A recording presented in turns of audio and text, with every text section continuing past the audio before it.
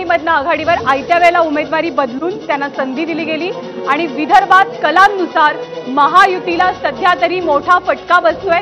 विदर्भात 7 जागी महाविकास आघाडी ही पुढे आहे। चौथ्या फेरी अखेर सुद्धा बीडमध्ये पंकजा मुंडे या पिछाडीवरती पाहायला मिळतात।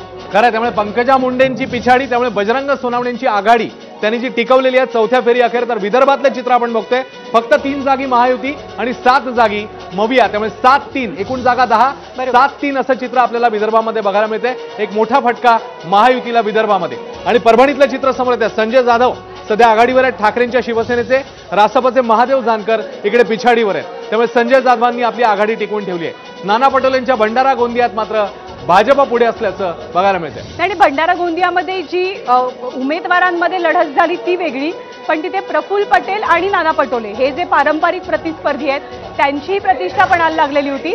उज्ज्वल निकम इथे आघाडीवरती आहेत उत्तर मध्य मुंबईतनं। बीडमधनं पंकजा मुंडेंची पिछाडी काही भरून निघत नाहीये, त्यामुळे राष्ट्रवादी भाजप दोघांसाठी हा एक मोठा धक्का। अमरावतीमधनं नवनीत राणा या सुद्धा पिछाडीवर आहेत। चंद्रपूरमध्ये सुधीर मुनगंटीवार पिछाडीवर आहेत। विदर्भामधनं खरं तर भाजपचे दिग्गज नेते येतात।